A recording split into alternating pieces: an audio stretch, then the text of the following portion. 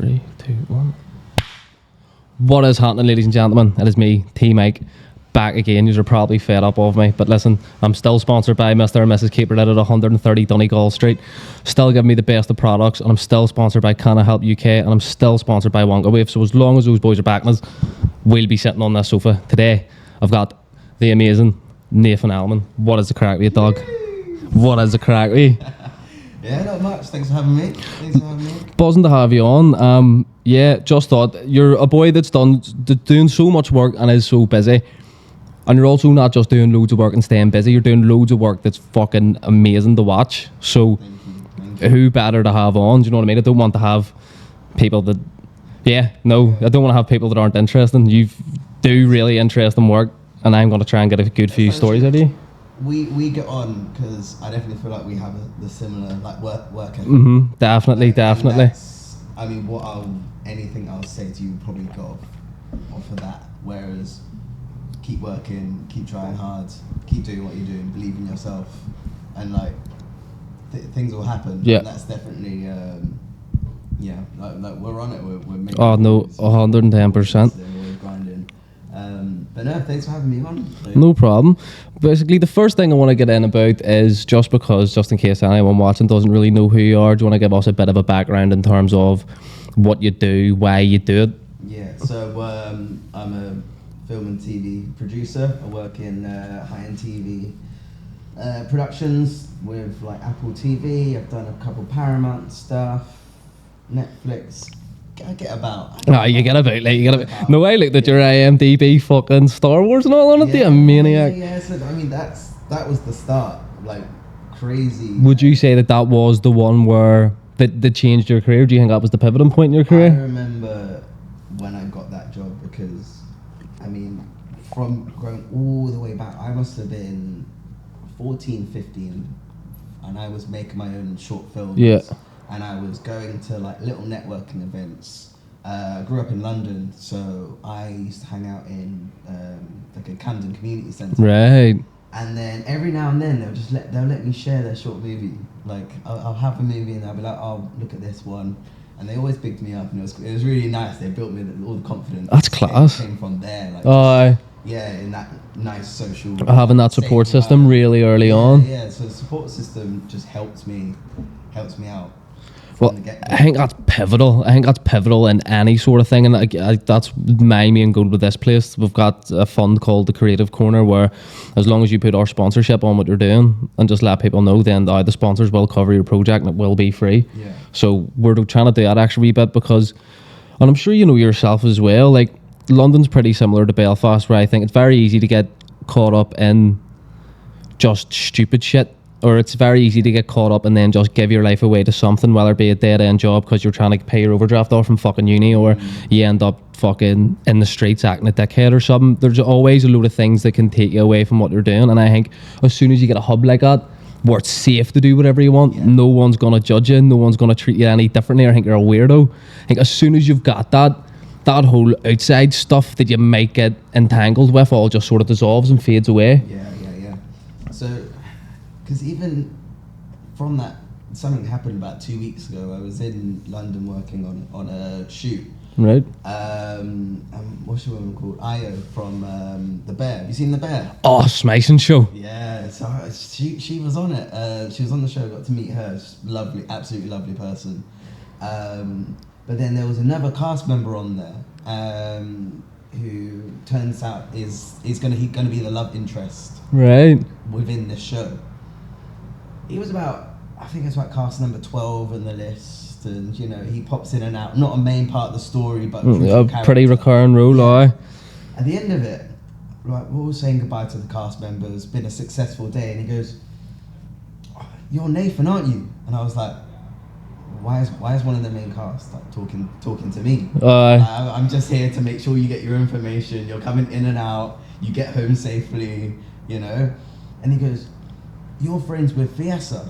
And I was like, "Oh, you know, like, how do you know Fiessa?" And he goes, "Oh yeah, we all went to the same community centre in Camden." No way. And it was such a nice moment. Oh, mate. Such a nice moment because it was like, he was like, he said the very first short the very first feature film that he done, I was there as a runner, just helping out, and this would have been my first time on a set. And you didn't even I realise. didn't even realise. It's mad how the world works like that. Yeah, And then so nice. I just think the serendipity of things, it always tells me that there is purposes to things, and there's like, I believe somewhat in fate. I believe every person has free will, so you can fuck your own life up if you want, like, but I think as long as you work at what you feel like you should be working on, you stay the course, you'll end up where you're supposed to be. I think there's some form of predetermined things, and situations like that would confirm it to me. Yeah. Because there's stupid things like John Sue as well. I remember texting him years ago, being like, I'm just texting to let you know, I'm fucking Tmike, one day you will know me and we'll have a song together. And then here we are sitting, and that has happened, and I just sort of thought to myself, like, yeah, I'm just going to keep going and figuring it out. Really started getting myself addicted to film as well. This is another reason why I wanted to have you on, because I've started writing my own wee scripts and trying to get my own wee bits and all together, and it really is, as what we're talking about, all the films that we've been watching, like even the classics like The Godfather, the way that the differences in films is mad. Like if you look at the modern films and then the old films, the way like you'll go from The Godfather, where it's all filmed just with camera, no special effects. They'll use lighter load to tell a story as well, stuff like that. Because if you ever notice in The Godfather, 90% of the really shady dealings, it's all completely black, it's all dark, and they're actually in the shadows, and then it gives you that representation. Where when you watch today's films, a lot of it's very like animated, loads of visual effects and all the extra stuff like that there. What would you say is better or worse? It's difficult because when you look at the blockbuster movies, and I saw a chart, I can't remember the specific details to it, but the majority of the films that have been in the cinema over the last five years were majority action compared to the amount of dialogue that was there. I was looking at films that had about 20% dialogue, and it was like 80% action. And even like for myself, like watching when I was on the set for Star Wars, a lot of the time it's not big monologues and speeches. Yeah. Like the film starts with a spaceship chase. I don't think you hear someone other than like an alien the odd wee bits of words. Yeah. I don't think there's a real bit of dialogue until 3 or 4 minutes in. So right. And it breaks it up. So it's quite interesting. Like, what do people want to watch? Yeah. As a producer, I have to, when I come up with my projects that I'm doing, because I always want to make shows that people are going to sit down and actually watch. Yeah, because for me, the best thing about film and TV is it being a form of escapism. 100%. Because I think with a really good movie, or more with a TV show for me, because a TV show like that saying often, mate, I got home from bottomless brunch. Me and the missus went for bottomless brunch, so it started at like 12 and finished at like 3. So I was in the house, Domino's steaming for like 10 o'clock.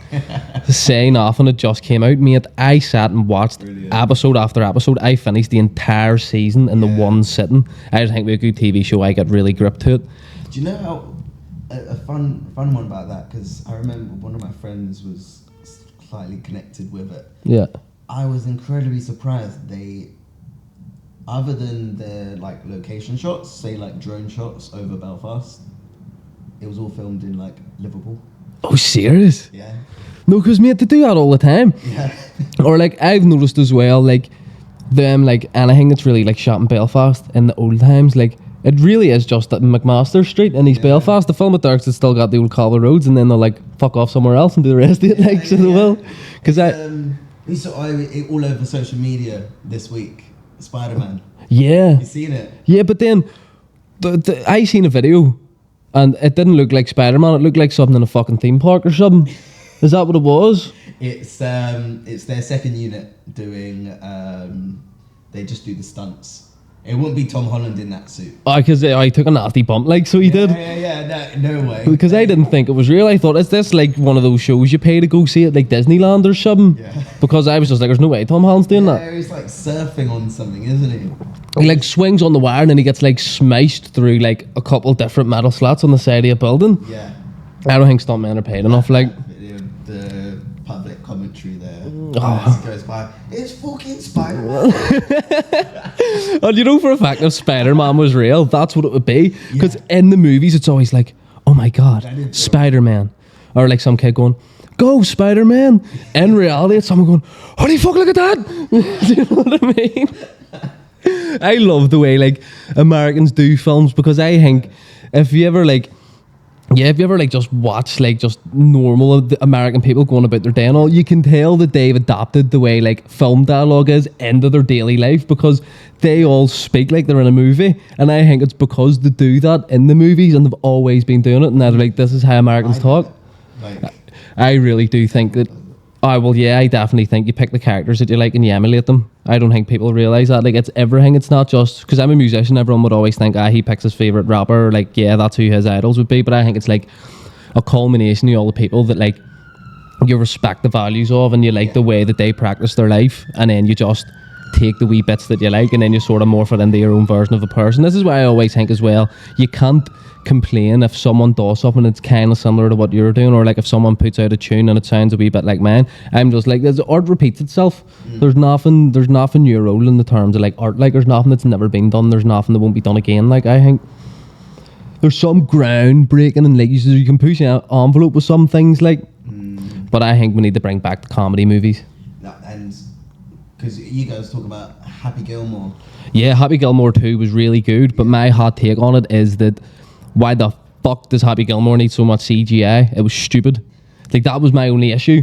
Why did it need so much CGI? It's a fucking golf movie. For how the classics were. Yeah, like Happy Gilmore was so simple because it was just a really angry hockey player that was really good at golf. It was class. Yeah. I did really enjoy Happy Gilmore 2 though. I think it done the best in terms of like making a comedy movie in like the new way. I perceive it as like the new way of making films. It was so nice. The only thing it was missing was one of those like trashy American pop rock anthems. Oh, like a really, yeah. You know, the American Pie sort of themes. Yeah, no, 100%. That's a film that has a great fucking soundtrack. See Shrek? One of the best soundtracks of all time. It's iconic. But they have those Shrek raves now as well. Do they? Yeah. So they just sort of... No, I've heard it. Of it, and then it's actually... It So seems like a good event. So is it only right? Because I thought when I heard of Shrek raves, I was like, that's just a bunch of fucking weirdos painting themselves green going for a dance.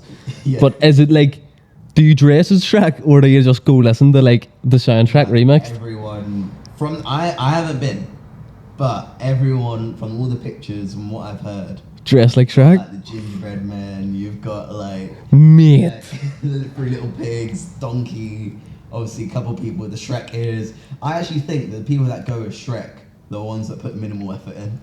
Yeah, they're not being creative. Like, there's people out there being like, rid of Shrek. Because we girls will be like, I've got a rave, I need a new outfit. Because we girls always buy new outfits for things. Yeah. But imagine hearing your missus say to you, I'm going to a rave, I need to find a gingerbread man outfit. Do you be like, what the fuck for?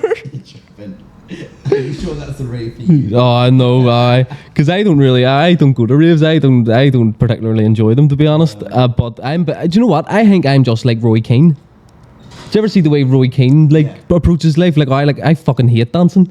It was that video of him, he kept going, fucking dancing, hate dancing, and fucking smiling. What are you smiling for? What's there to be happy about? That's what I love. I am Roy Keane, like, so I don't think I would be at a rave. But see if there was a Shrek rave near me, after hearing it all laid out, it's like, oh, you'd have a look. Because imagine the ticket's only $5, like £3 or $5, like those really good cheap events. I would go down, throw the head in, just to see what it's like and check the atmosphere. But then imagine you put your head in 5-10 minutes. I even know because my sister graduated. Big shout out to my sister, by the way. Oh, well done. You know, she graduated last week, and then she goes, "Oh yeah, I want to go to this club," and I was just like, oh, okay.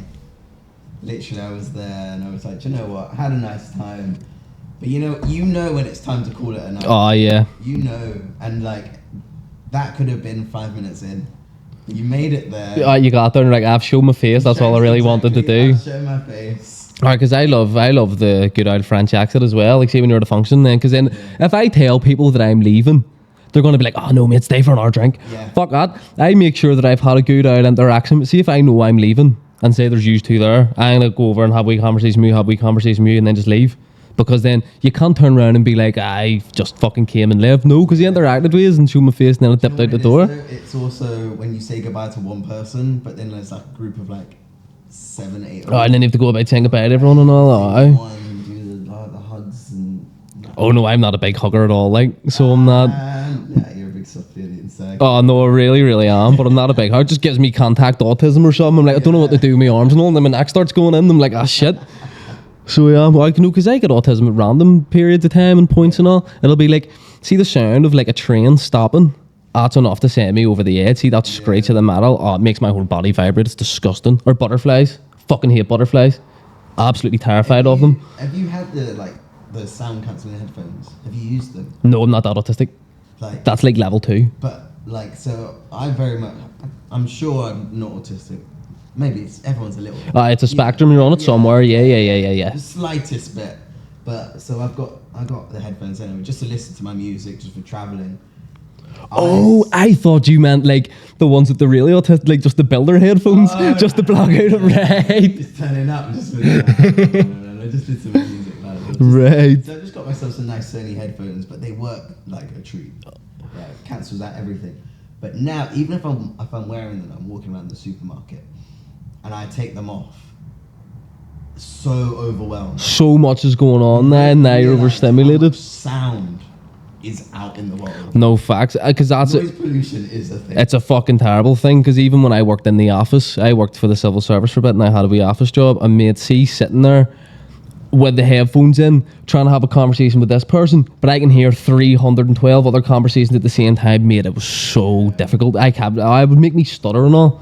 Because like I can't really, like, I'm trying to concentrate on this here, but my brain's trying to hear what's going on around me, and then I'm like, I've actually got a mad story, and I probably shouldn't even say it, but anyway, banter. So this is how fucked up the government is, right? So I worked for Universal Credit for a bit, and they were doing this like thing where they were closing down loads of benefits but moving it all here, so it's all under the one thing. Bada bing, bada boom. So you've got like a deadline date, and you can call up and ask for an extension. So a woman called up and asked me for an extension. She was like, listen, my son was stabbed a certain amount of times, like we've been moved to this house by the police, like I can't give you my address, I can't actually do none of this because I'm under police surveillance and all, like I'm in a big situation here. And I was like, right, don't worry about it, I'll put your extension through now, no problem. As soon as I got off that call, another call came in, boom, straight on another call. Someone wants an extension, put their extension through, and then it comes to the next day, and then my supervisor comes over to me and goes, do you know some woman that got all her benefits stopped because you didn't approve her extension? And I'd forgot to put it through on the computer. I just didn't hit the button. I'd typed it all up and I'd put it on her thing, but I just didn't click onto the wee hyperlink and finish it. And I was like, but surely because that's my fault and she's entitled to it, you can give her it back. And they were like, no. And I was like, why? And he goes, because by law, we don't have to. And that was his actual answer to me. He goes, by law, we don't have to. And I went, but that's my mistake. Like, this woman has no choice. Like, human error. Give her money back. Like, that's my fault. And he was like, well, I don't know what to tell you. You're going to have to ring her back and explain it to her. And I was like, no. Mate, this happened. I swear on my man's life, mate. And I had to ring this woman back after my lunch the day after. And I kept ringing, and it rings for a minute, and I got like 55 seconds, and I was like, I've never actually once in my life hoped that someone didn't answer the phone ever, like. And then she didn't answer, and I was like, fuck me. And then I didn't know what to do, so my supervisor was like, right, I'll try and make contact with her the next day. And then like 3 or 4 days after that, I got another call in, and it was this woman sobbing down the phone, and it was the same woman. And she was going, someone got my benefits stopped, like I called free for the extension and all. I had to be like, I don't know how to tell you this, but it was me, and like, I'm really sorry, but like, I really did say to everyone, no, that was my fault, and X, Y, and Z, and she was fucking livid, mate. I mean, there's nothing you can do. That's like, she's just on the phone, and then you're just like, oh, this is what I've sort of learned, to tie your hands in like certain ways, and then they leave you to deal with it on the phone, and then they wonder why everyone be like, this is a bullshit system. Because mate, I've never felt so bad. Like, I still think about that sometimes. Saying like, that woman's lost all her money and had to go through like a couple month long process while going through all that just because I forgot to hit a button. I was like, that's mad. Civil service was a fucked up place. That we had someone called the Phantom Shitter, because across 3 different floors, someone had shit on the floor and just left and just done it on purpose. They'd be like, fuck yous. I promise you, because it was on my floor one day. and there was only 2 teams because it works by teams. Usually I think it would be like 6 or 7 teams, so like the whole floor's full. But this day there was only 2 teams in, and they were like, we're launching an investigation, because I got a fucking text message on my phone being like, because you're in a tax alert chain, and it was a mass tax being like, no one's allowed to use the bathrooms on this floor until the situation's dealt with. And that was all it said. And we all came in the next day going, what was the situation that they dealt with? And they're like, someone shit on the floor. We were like, what? And they're like, no, this keeps happening. They're relocating, they keep moving amongst floors, because it started on the 2nd floor and then it was the 5th floor and now it's on the 3rd floor. Yeah. So mate, it was... There are people that just do that. Just some people love to watch the world burn, but see someone like that, I'd love to bed my ping. I would love to know how he ticks. I'm assuming it's a he, just because, yeah, it might be sexist, but I mean, like, yeah, I'm just assuming it's a fella, because it's just such a dude thing to do. Like, it's not even like a man, it's like a dude. I went to university in Falmouth, right? Out in Cornwall, and a lovely place. And Falmouth town had a phantom shitter. No. Like the town and people, but the point is people knew who he was, and so he was always like, he wouldn't do it in his own home. He would go into restaurants, go into your local McDonald's, go into the and just shit in the floor in the restaurants, and it was bad. I didn't know about shitting a urinal for the absolute laugh, like, so he did. Because I was in the wee local bar down the road, and I went in for a piss. I think I'd have been about 16 or 17. It was one of them ones when you were too young to be drinking, but you were drinking anyway, and fucking it was in that period of life. And I went in, there was just a shit in the urinal. I was like, what the fuck's going on? I went out the smoking area, I was having a food, and I was like, lad, someone shit in the urinal. I went and then we all just looked at him and knew straight away it was him. And we were like, why? And he goes, why not? Yeah, do you know what? In that moment, that's what's hilarious. Oh, mate. Like, he is an absolute icon for that. 100%. Only for the next 5 minutes. Yeah, no, well, this is it, because there's so many things, I think, like, once time goes on, you're embarrassed about it. Like, I think he'd probably be embarrassed this day if I was to name and shame him on this. I think he'd be so scundered, but then, like, in the moment, it's the fucking funniest thing ever. So, like, worth it. The moment itself is usually worth it. Yeah. That's what I live for, wee funny moments like that. I just love having a good laugh. Like, put that in a movie. See, this is why I think I would make great films, comedy films, because of all sorts of references. Because I think the closer it is to like an actual thing that really happened that was funny, the closer it'll be to making people laugh in real life. You have to write what you know. Mm-hmm. Well, yeah, you can't just... That's the most genuine stuff.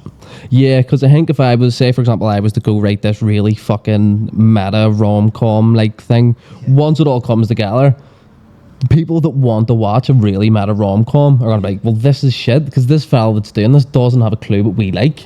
Do you know what I mean? Yeah. I do think in film, it's a bit... do you think it's easy in film to get locked into a genre, like for working? Like, do you think it's easy to be only booked for action films and all? Or do you think it's a bit more open than that? As a director, 100%. As a director, yeah. right. As a producer, you can get away with it a bit more, because I think it then... As a producer, you get more boxed in terms of your budgets. So if I done, for example, a 5 million budget movie, I'll probably then get boxed in to keep doing those sort of signs. Yeah. And I'll never be trusted with 100 million. That sort of... Yeah, because it seems like a hard industry for progression sometimes, the similar with the way music is, because you can get yourself really far, but then it seems like there's like a 1% level that's like extremely impossible to get near. And I feel like it is because like in just anything creative, it all is relationship based as well. Yeah. Well, networking is, I mean, that's kind of what we started on. Like, networking got me onto Star Wars. Going out into like the community centre, sharing their films, and like being active, and and really going and shaking hands and meeting people. Yeah, and even like, so me being in Belfast and doing sort of the projects that I've been doing, like I'm not getting any traction from just applying on. Just applying for funding with nothing behind you. Yeah. If I just sat on LinkedIn and was like, apply for this job, apply for this job, 1 in 100 will come through. Yeah. But it's like you're putting yourself out there. But if you're just out there talking to people, socializing, you're in a safe space, in a safe good network, and you're building your network, It's the best thing you can do. Yeah, no, definitely. Because even in terms of like, well, what I've noticed between the film industry in Belfast, the music industry in Belfast, is the film industry is very sound and by the book, and like you know what they expect. Where like the music industry, I think, is just a lot more volatile in terms of just a load of people to fuck you over, or there's a load of things that do go wrong, or there's just a load of people to be like, because it was like Willie was saying this and that there when we were all having a coffee. He was like, see when you get them people and they'll be like, don't worry about it, I'll take care of it. That's what the music industry is, at the bottom. People being like, don't worry about it, mate, I'll take care of it, I've got it, just and then the next thing you know, you don't actually own your song. Some other guys just took it off you and stole it and whacked it on something. Do you know what I mean? It's difficult as well, just even because we want to get sort of certain tracks going up, and I'm trying to get sort of the samples and the instrumentals even just to go into our project, just in the background. See, I've been trying to contact 2 or 3 companies, about 4, 5, 6, 7 emails, nothing back. And I know that's the email. You're like, I know that this is. I know you're monitoring this email. Yeah. This isn't your like support email. This is the one that you look at. I know. Fuck's sake. What's different? I had that same one from one of my last projects. We had this kid that they really wanted on the show, and he was about 12 years old, still in school. Yeah. So we had to go to the council to get him approved to say he can have a couple of days off school. He's going to be working. It's all legal. He's going to be in the film. It's to benefit him. Yeah, but he'd never been in a show before, and he was going to potentially work on this big Apple TV show with IO. Right. Yeah. It was a great opportunity, and then the council that he was based in didn't respond. And then it went again. That's ridiculous. But to the point where, like, you know, when it's again, network is key. So this kid was based in this borough up north of England. I knew someone that was working in that area, and I said, "Can you give me the name? If you have the email, let me know so I can contact them directly, rather than just hitting general email." He knew the person. I confirmed it by going onto LinkedIn and was like, okay, that's definitely the child, licensing person. Anyway, it was like 5 days before, and she responds, and she goes, as you've on the website, it says you need 25-day prior notice to complete the licensing. No, and she stung you with that, did she? She did, but my initial email was obviously weeks prior. It was like 23 days prior. And she goes, as all the information that you've submitted isn't complete, or I needed to add 1 or 2 more documents, she wasn't able to submit it. That's fucked up. She didn't put the license through. She ruined that kid's opportunity. Yeah, that kid could have been a child star. He could have got that early kickstart. Yeah. Because like that safe space that you have when you were 14 or 15, imagine do that 2-3 years before, but instead of it being a safe space among like kids your age, it's like serious actors and serious directors, and you get to see that firsthand. You would probably have a different type of, you would get that drive a lot earlier on. You'd be fierce for it. I don't think, and this goes to show, like I was saying earlier on about self-service, the way they tie your hands, and you're like, you've just left me with no choice for the sake of being a cunt, like. You feel bad, like you're trying to change someone's life. Did you have to break to this poor wee child that he couldn't do the film? Because it's so big. The kid had we go to their community centre. Right, yeah. So thankfully I don't have to tell the kid to his face. Oh no, because I'm sure out there. Below, but it was still, it's not nice. No, because you would just have to take him for an ice cream or something, or bring him like a wee packet of, bring him a Mr. Beast Feastable bar or something, or a bottle of Prime or something to soften the blow. Bring him a fella dressed up like Jack Sparrow or something to break a news to him. God, it's difficult. Because I'm sure that it is hard as well to be like a kid in film, because first time I ever acted was in Will McConnell's 3 Wishes. It was a short film, and like the character was pretty much me anyway. He was just a bit more of a dickhead, so it just had to be me, just a bit more arrogant and a bit more rude. So I didn't find it that hard to act in the film, but I found it what was a lot harder for me than playing that role was like adapting and learning how to actually like handle myself on a set, and like what way I'm supposed to like behave, where I'm supposed to be, how do I like be efficient so that I'm not melting the director's head and stuff like that there, making sure like I know how to be on my cue when he wants me there, knowing when he wants me to reset exactly where to be and what to do. That's what I found quite hard. I just sort of took it as a learning experience and then just kept asking everyone questions. But it was weird because I first got there and I landed in, had my jacket on, and I went to take it off, and then some woman come up behind me and goes, "Don't worry, I'll take it," and grab my jacket off my back. I was like, "What the fuck's going on here?"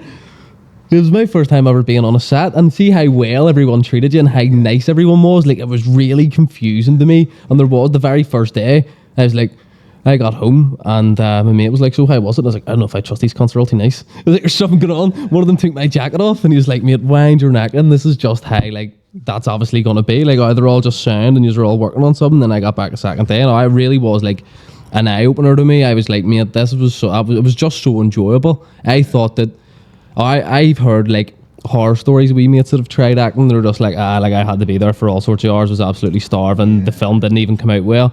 Where like any experiences I've had around film have all been very positive. Everyone's been lovely. That's it. Yeah, I mean, from a production, like producer's perspective, we always want the crew to treat the actors like as VIPs. Yeah, it's so important to make sure that your actor is in that in the right mind frame.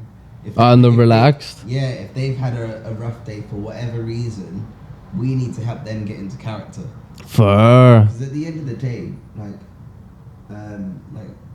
there's some hundreds, thousands, millions going into these big shows. You want it to be perfect, yeah. And then if you then stuck your actor into like their little green room, but then someone's taken a dump 5 minutes, they've actually gone in, it's stinking. And they're pissed off and in a bad mood. They're in a bad mood. It's like, why is this place stinking? I just want to learn my lines before I go in. And then it throws them. Okay, it's only a small thing, but it'll make a big change, do you think? You never know. Because I could do. Different. Yeah. Everyone handles things differently, isn't it? Well, this is it, because certain things, like, for example, in that film, we had to wait till it was really light and rain and then do like loads of shots just sprinting in the rain. So I was standing there freezing. That was no issue to me. I love the rain. I have no issue with being out in fucking nature getting... You felt like you were in the movie. Yeah.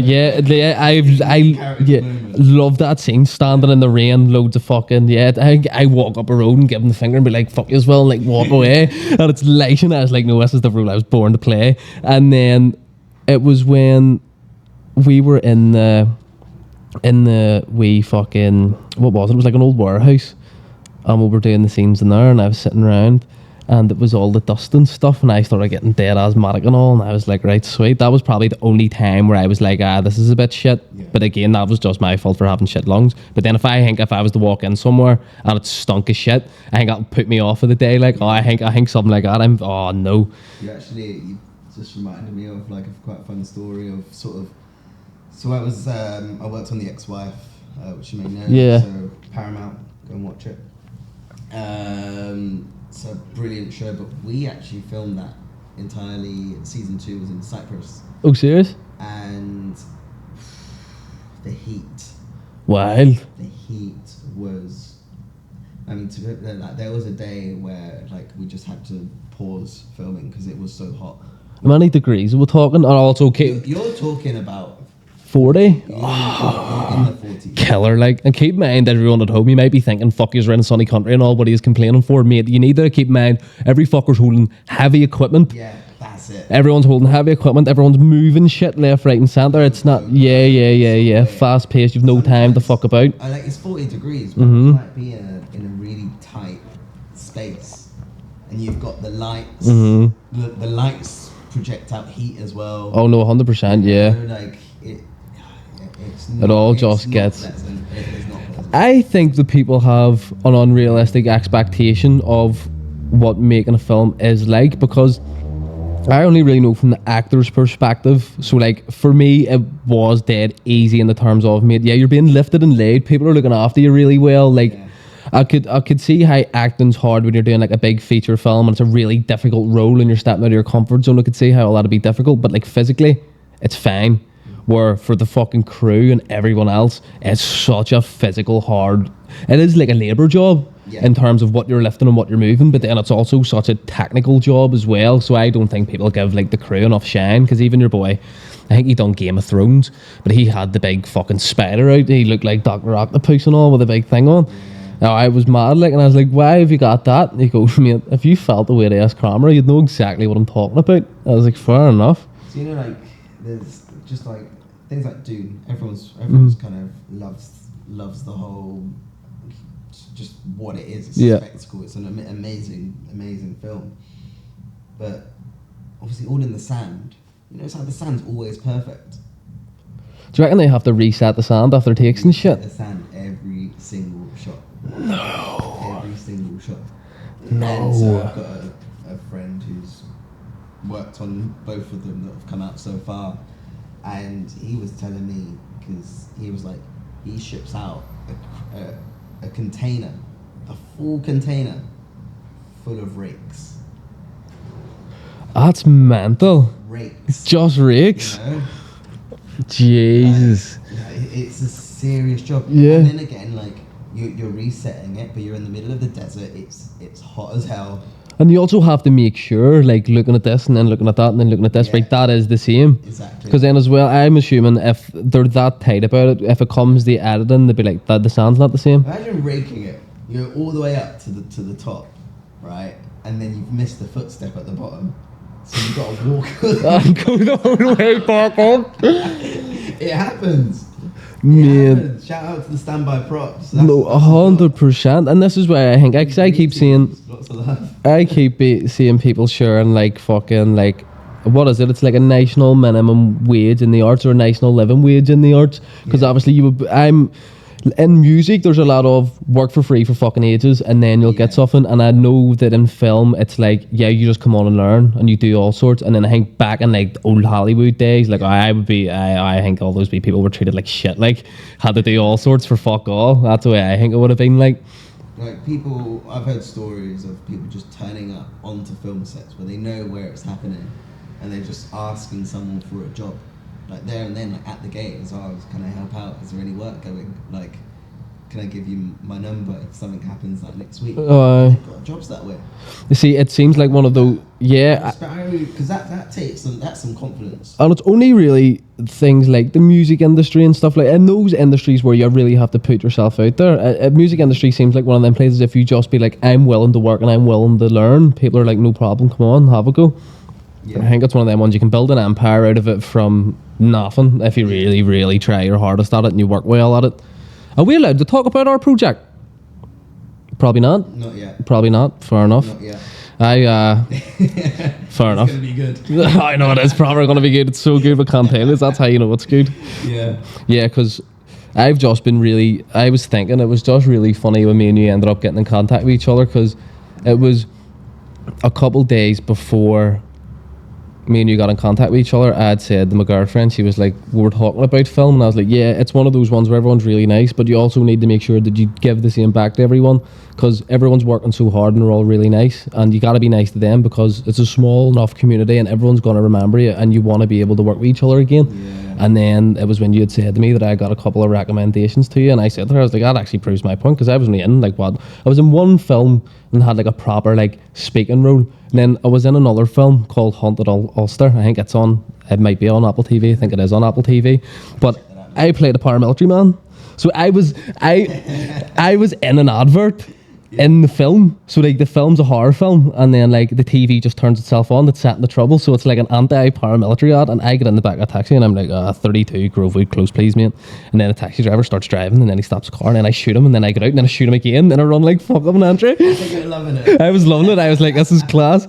And they kept saying to me, they were like, because the boy turned around to me on set and he was like, so like I done the take, and he wasn't happy with like the gun motion, and he was like, but what way would a gun react? And I was like, how the fuck am I supposed to know? I was like, what are you asking me for? You're the director here. Like, it was a good laugh. And even that there, they fucking, you all seem to fucking do good catering, but on your sets. That's a big thing that I've never had a bad meal on a set in my life. Like just there's always options. Mm-hmm. You know, I think, and a lot of people. I had to sign a dietary requirement form. Well, not like a form, like, but I had like a sheet. They were like, and it's saying on it as well. I was like, what foods do you really not like? I was like, they're even asking the personal preferences and shit.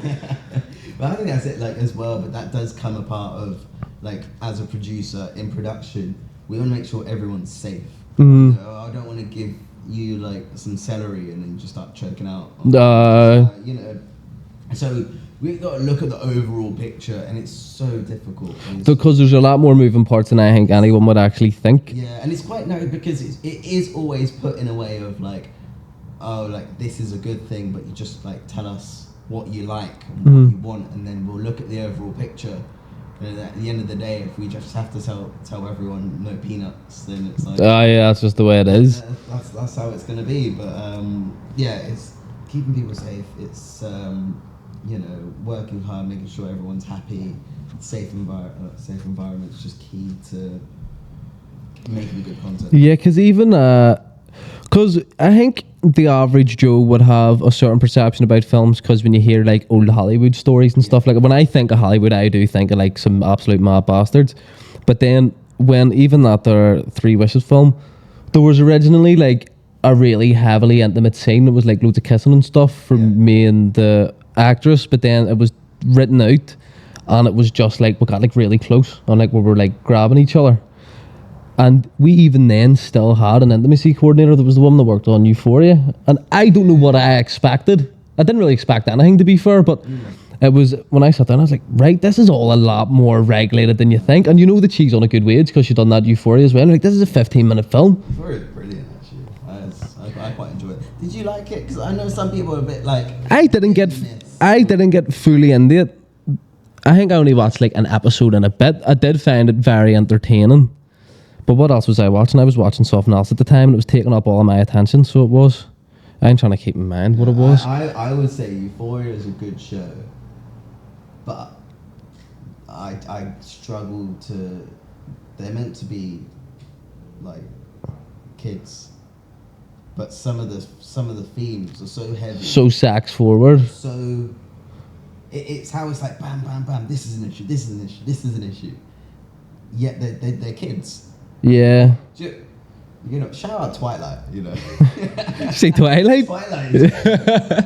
No, man. You know what? Because they're meant to be kids. They obviously look old. Yeah. It's kind of the same sort of thing. But you know what? There's a vampire there, and that's it.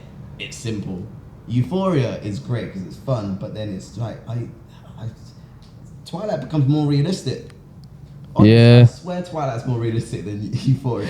Did you ever watch? Mate, Twilight's actually like, because that's one of them ones where I've got a weird relationship with that film, because I remember being younger, my brother loved it, read all the books, watched all of them, and I just remember being like, fucking having a Roy Keane moment, as you always do, being like, fucking Twilight. Yeah. You're watching fucking Twilight, like, but he'd be watching it, and I'd be sitting there being like, because the Vampire Diaries, I watched a couple of seasons of Vampire Diaries completely independent on my own. Listen, I'm smacked out, so people are going to bully me for it. I don't care. I'm saying it now. I watched a couple of seasons of the Vampire Diaries.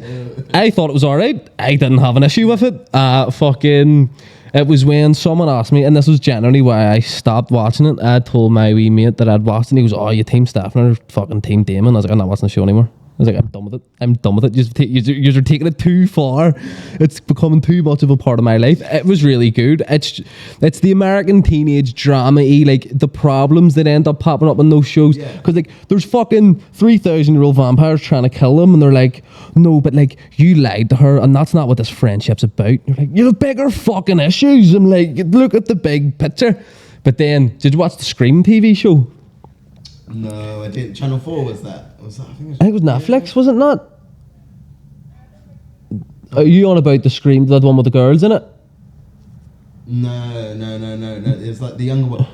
It's both. We're talking about is it both same show? Right. Alright, right, because mate, I watched it and I thought, I just love Scream. It's my favourite horror movie franchise. It's just fucking class. Yeah. But then when I watched it, it was very teenage drama, but it was the only one I could get into. Like Cobra Kai, I thought that was a great show, but like the problems that users are having, I don't really see as big enough problems to be fucking milking 2-3 seasons out of it. Like, because it's all fucking childhood teenage problems. I'm like, I'll fucking get over it. Do you know what though? Because I watched, because I liked Cobra Kai because my whole family watched it. Oh, did they? It's something that we all spoke about. Ah, and you all had that interaction over. Grew up, she loved like the Jackie Chan movies, and that's what I would watch with her. And then my younger brother, like he used to do a bit of karate. So serious? Yeah. And do you know what? that is a great show because it's easy to watch. But for kids, the actual, like, the dramas was a bit more realistic. You know? Yeah. Like, just taking the piss out of someone who shat his pants. You know? Like, Because I watched it up to the point. Do you ever see when your boy gets fly kicked off the stairs? many a times on that show. Mate, no, because I think it might have been like season 2. Fly kicking them off of stages. Shit. Like platforms like 12 foot high. It's mad as well. That boy that plays the Karate Kid, he's old as fuck. When the original Karate Kid came out, I think he was like 30. Was he? He was. Younger than that. Oh, my laptop's over there. No, mate, I'm telling you, he was. It might have been. I seen him doing an interview, and it was before one of the Karate Kids that came out, and they were like, "Do you want to tell everyone how old you are?" He's like, "I'm 32 years old." And I was like, "What's going on?" Do you know Conan McIver? No. He works for works for Dumworld. We were the Evo's sitting in the back watching us, so he is like a weirdo. But fucking, Terry Silver in Karate Kid is younger than the Karate Kid, like Ralph Macchio. right. So in case you didn't hear that, there, Evo says that Terry Silver was younger than Ralph Macchio in that film, and I would. Who's that? Fucking Miyagi? No, so do you know Ralph Macchio? He plays Daniel. He plays the Karate Kid. Yeah. Terry Silver has the ponytail. He's younger than the Karate Kid. That's fucked up. That's fucked up. Yeah. That's so fucked up. wouldn't believe you there. If No, 100%, mate. He was really, and like I believe you, but if that, really, he's I would really old for how young he I would looks. end up putting money on that not being the case. No, mate, I'm telling you. He's obviously like what, like your aunt Terry Silver looks a good like 10 years older, 20 years older on him, but he's not. But- Shocked. Whenever I seen that, I was like, no way. And that's why I brought up Conan McGregor, because me and Evo done a project one there recently. We were doing like a game thing, and he just broke to us one day. He was like, "I think he's 40," and I went, "Fuck off." And he was like, "I'm 40," and I was like, "No, you're not." And I was like, "He's like, I'm 40," and I was like, "Show me your ID, Will." He's 40. I promise you, mate. I'll show you. I've said to him. I actually asked him. I was like, "What? Hi, yeah. Like, what have you done for your skin and all?" Like, he's a young looking dude. Like, I wouldn't have even put him at 30. I genuinely no. What age would you have guessed he was? I'd have guessed probably about. I would have put him like 20 and 20. Yeah, that's what I was gonna say. Like 20 or 29. Like, yeah. Like, don't get me wrong. I don't think he looks like fucking. Don't think he looks like fucking 23. Like, but mate, you wouldn't have put him down for 30. Like, it was fucked up. And he turned around and goes, "So how does that work?" And he was like, "Well, I don't smoke like, and I don't really like drink like, and like, I put it almost down to good genes." I was like, fair enough, great answer. Yeah. Funny, like, Wash your face, brush your teeth. oh, I wash your face, brush your teeth. The basics done. Aye. Hygiene, See, to be honest, I really do think in like all things in life, see, as long as you get the wee basic fine details down, the rest of it follows suit. Because my granny used to always tell me, if you look after the pennies, the pounds will look after themselves. And I just think if you like relate that to the rest of your life, like the small things, like if you open your fucking knife and fork drawer and it's proper fucking dirty at the bottom of it, like if you've got wee shit like that there that you're not on top of, like, yeah, those wee small incremental changes being like, right, I'm gonna sort that out today. And then, what do you do that? I don't know. I'm only saying it. I think that might be a little bit dirty underneath. I'm only saying it That's because detail. I've noticed that mine needed done. So I thought, see, to be honest, mate, I clean like a housewife sometimes. I really laugh at my missus because she'll come home from work and I'll be standing there mopping the floor and all with dinner and all on. And she's like, "You're a good wee housewife, aren't you?" And I'm like, "Fuck away off. Fuck away off. Hope your dinner's stinking now. I'm away." Way out the back to sit with 2 pet ducks. You've seen those videos where it's like, you'll be out shopping and you're just having a bit of banter with your missus, and then they go, "Oh, stop annoying me." That's it. Nope. Nope, that's it. Game over. Game over, isn't it? Yeah. And then you just sit there and all, and she's like, "What's wrong with you?" You're like, "Nothing's wrong, like, I'm just not going to be annoying, like, you know what I mean, like." Just not trying to annoy you right now, like, you know what I mean? No, fucking, I love stuff like that, because me and my missus are like, our like sense of humour is like, we love ripping the piss out of each other. It's absolute great crack. So see, if she would call me annoying, I'd be sitting there for the next half an hour being like, "No way that you're going to fucking call me annoying." What? Make your mic bring it around. What do you mean, bring my mic round? What? Facing your mic when you're speaking. Sir? Yeah, with the angle that it's sitting at, but whenever you're speaking, you're turning away from it. I'll be alright. He's looking good enough. This is my 5th podcast now, buddy. I've worked it out, mate. Don't you worry about it. Because, yeah, I actually really did. I had loads of issues, just in terms of, like, audio level and figuring out all the equipment and stuff. Because I had a few people that opened up a studio with me, and I was like, right lads, I need us all to come down, and I know you don't want to be in front of the camera and release podcasts, but like we need to all sit with a microphone in our hands when we're like talking a bit of shit, and let me film it so I can sync the audio to the video and export it, and I know how to do it now, and then I'll just delete it. And then no one really landed down, so I kind of had to just do it as it was going. I was like, shit, because my first 2 podcasts I couldn't even really release them because it was like, it's all wrong. It didn't format my SD card. Didn't know I needed to do that. Oh, and then it just maxed out. And It just kept skipping. So like once it got to about an hour and a half, yeah. it skipped to like an hour 40 out of nowhere, and then just went to the end of the podcast, and I was like, why the fuck's it doing that then? I thought it was like a syncing issue, but I thought that I hadn't synced it up right, because then now that I'm say like they got to fucking an hour and a half into the podcast and the audio's off, I was like, I've not done it right at the start, and it's fell off track.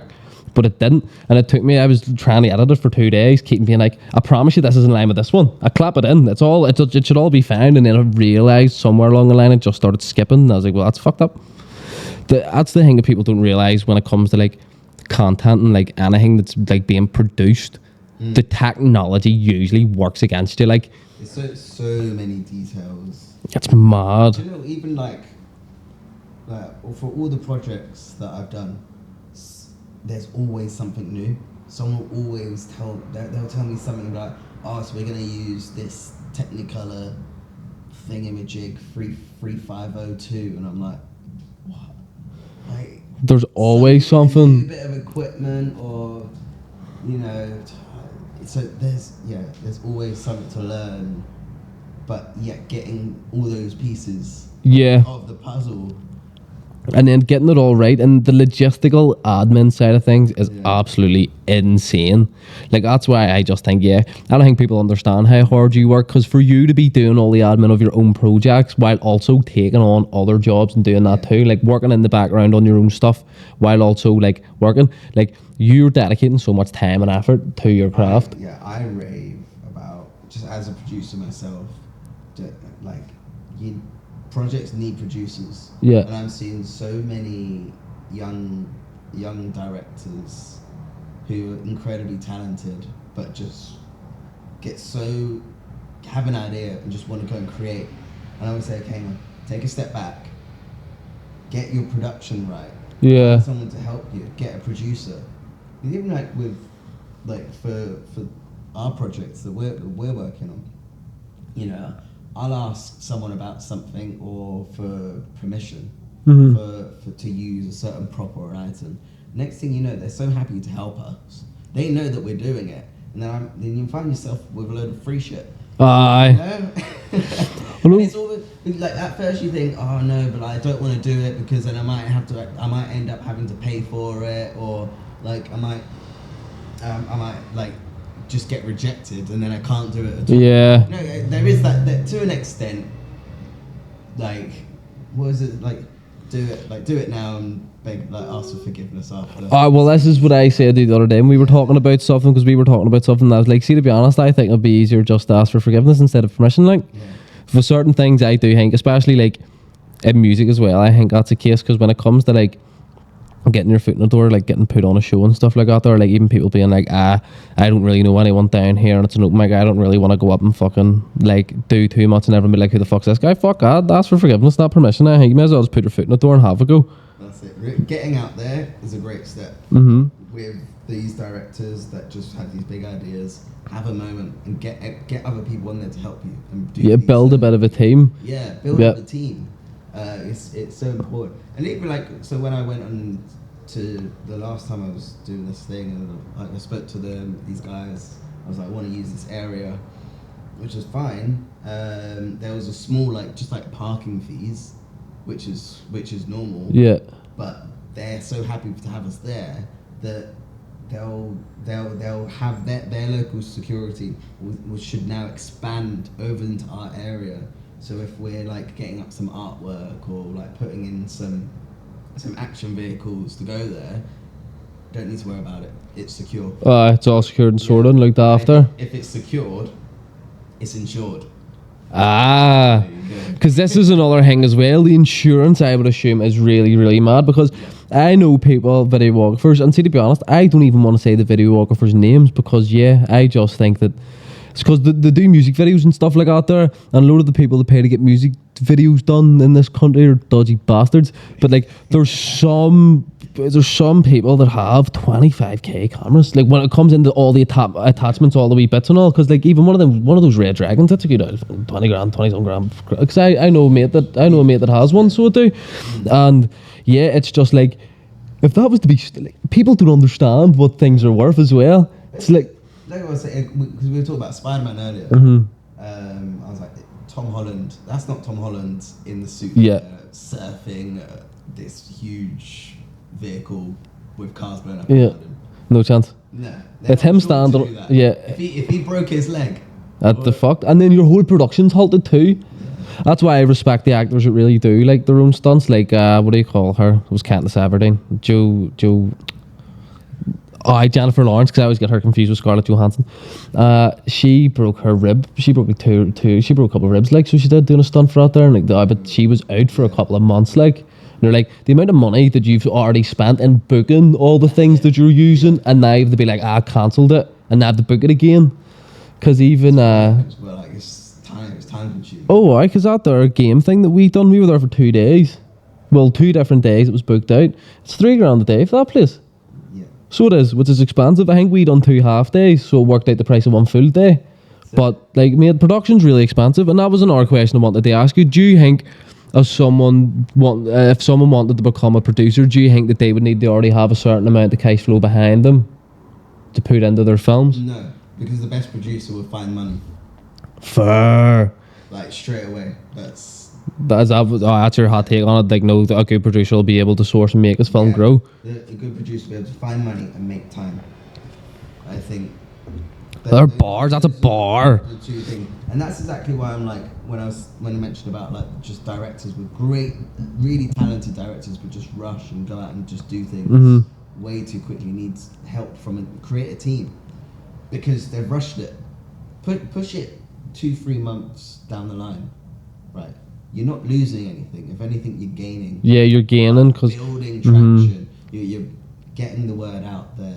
You're bringing in resources at the same time. Yeah, and you can build up, because you're building up what's behind you before you start putting things in front of you. I mean, don't get me wrong. Money is always going to help.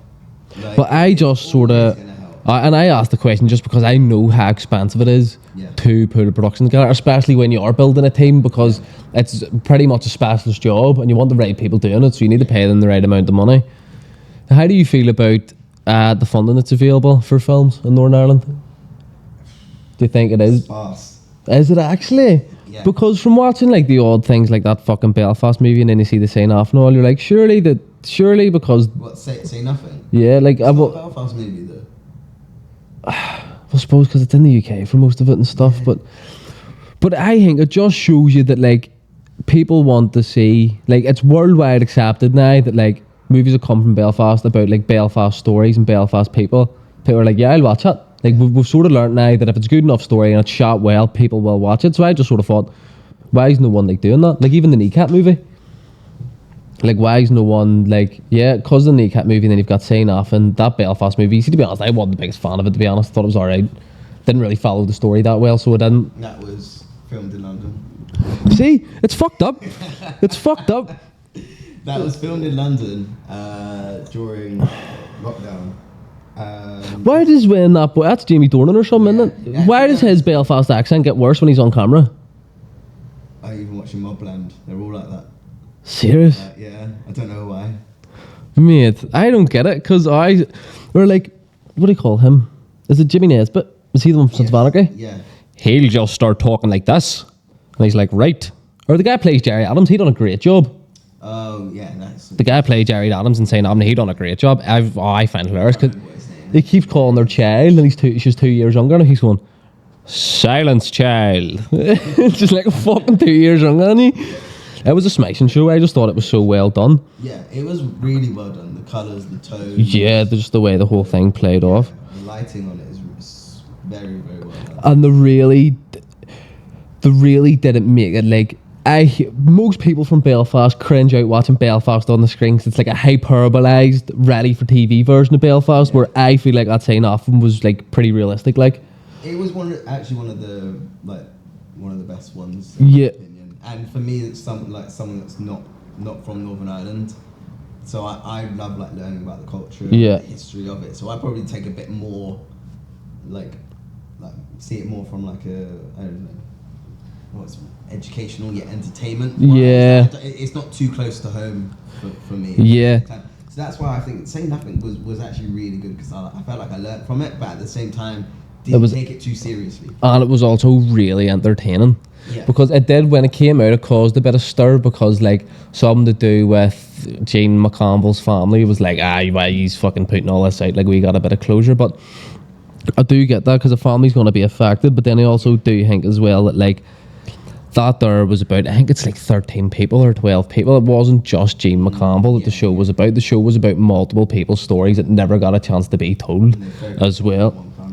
Yeah, because it was because I asked my granny about it, so I did. I was like, "Do you remember all these stories?" And she goes, "Oh, why?" Because we remember about all that there, and she says that the reason why they killed her was because they were saying that she was a spy, but there was no proof she was a spy, and there was already other like beefs there as well, from like something to do with helping a soldier, which you see in the film. They showed all of that. Yeah, and then I don't know if they actually get there in the film. I think they actually do, but the reason why they say that it was Jane McConville's because she always wore red shoes, and the person that was the tout, or what they call it a tout or a supergrass, they were wearing red shoes, and that was why they were like, no, it was definitely her. I remember they had the pin. The pin was a big thing. Yeah, because there was a subtle tale in terms of clothing. Like, it was a great film, but then I loved, see the guy, I can't remember his name, he played Nidge in what the fuck do you call that show? Oh my god, no way, that was one of my favourite shows. John Connors, the Dublin Crime Show. No, I don't think I've watched it. Mate, it's the best. It was the best crime show I've ever watched. I'm really doing myself a disservice too. So I am. Oh man, it's gonna do my head in. Because it was about this guy. Who was it that played Brendan Connors? You know, the one with the big thick moustache. He's from Dublin. His Belfast accent was perfect. Because when I seen him in it, I was like, he was in that other show. Was he not, like, is he from Belfast? Because I was sitting there being like, when I watched him, I was like, fuck, his Dublin accent was really good in that last one. And then I googled him and he was from Dublin, and I was like, that's mad. That's mad. Because I think the Belfast accent's a really hard one to do. Anyone that can do it well, I have great respect for you. Because I struggle and I'm from here. Even for me, I've just like my missus will be from here, like just hearing it in my ear all the time, and it's just like someone was like, "Oh, put on a Belfast accent." Not gonna start. Oh no, most people don't try. Yeah, I won't even try. Most people don't try, and especially as well, I think it's like, because I like, if someone Chinese turn around to me and goes do a Chinese accent, they're like, I really don't want to disrespect you with my brutal fucking go at it. You know what I mean? I'm just going to offend you, because you're going to be like, why are you doing that? That's not how I talk. Do you know what I mean? It's not on for the cameras. Yeah, no, it's really not. But no, I have great respect for people that can do our accent well, because people from here can't. The only person that did was Liam Neeson, that actually done it bang on, because he just spoke. So he did, because fucking Liam Neeson's from Ballymena. Oh, is he? Yeah, he's from Ballymena. He's a Ballymena man. So he is, because when he was in A Million Ways to Die in the West, they wanted him to do it, and he was like, I don't really want to do it. The only way that I would do it is if I'm allowed to use my natural tongue. Like, if I can just speak the way I speak. They were like, no problem, do that. He was like, sweet as. I love hearing all the stories that you get from the cast and how they get into character. Yeah, because I think Some great ones. the method actors, those ones that stay in character all day, they fascinate me. Do you know, a good one was Adam Driver. Adam Driver. What does he do? Star Wars.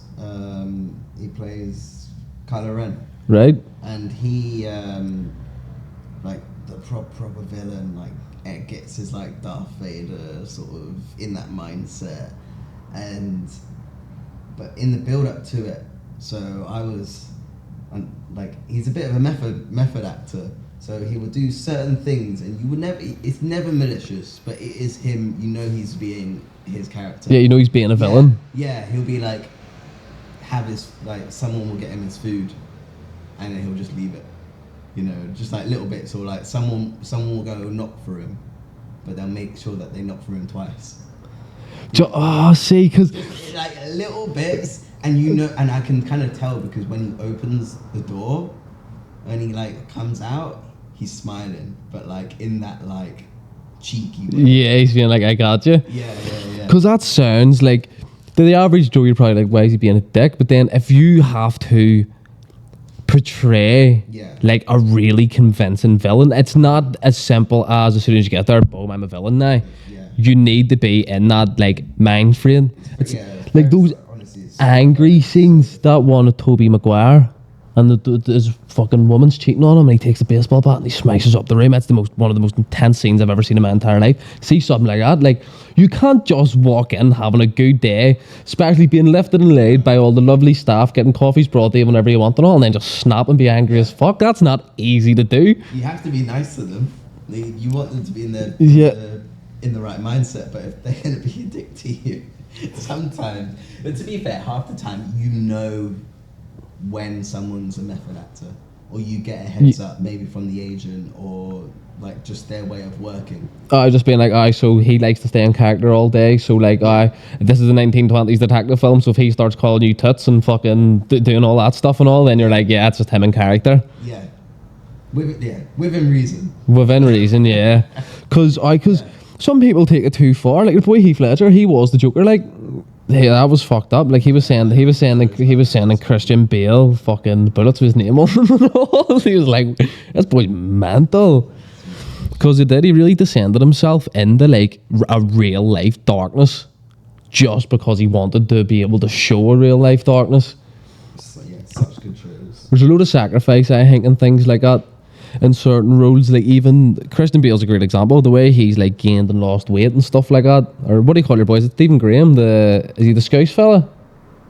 I don't know. Played Al Pacino, Boardwalk Empire. Did you watch Boardwalk Empire? No, I didn't. Oh my god, it's Steve Buscemi's like masterpiece. It's Steve Buscemi's best performance. He plays. I actually love that. So like, film and TV is been my bread and butter from a kid, but there's still thousands of films. So much you'll never. Films, TV shows, especially now, because like growing up, I loved movies, films. Always want to be at the cinema. Yeah. Right. But now I've got TV as well, because TV kind of took off.